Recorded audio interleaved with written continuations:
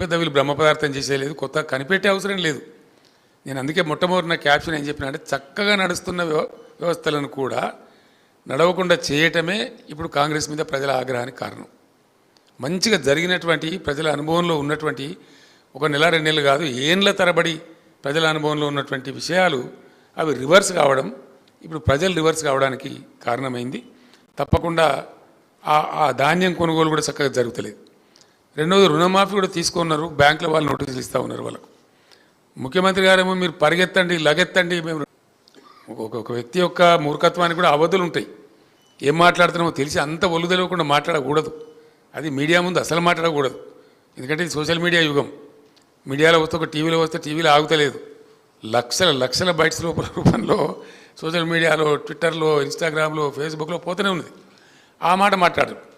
రెండవది ఏ ఊరు పోతే ఆ దేవుని మీద ఒట్టు పెట్టుకోవడం. డిసెంబర్ 9 పోయింది, ఇప్పుడు మళ్ళీ ఆగస్టు 15. తెలివిగానే ఏ సంవత్సరం ఆగస్టో చెప్తలేడు, ఈవెన్ అయ్యాక అర్థమైతే లేదు. అది ఏ ఆగస్టు అర్థమైతే లేదు.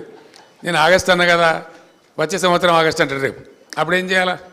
ఇటువంటి అనుమానాలు నేను చెప్తున్నా కాదండి. నేను సాయంత్రం పూట వెళ్తుంటాను, ఎందుకంటే బాగా 46-47 డిగ్రీలు ఎండ ఉండే, ఇంట్లో కూర్చునే ఇంత భరించరాకుండా ఉండే.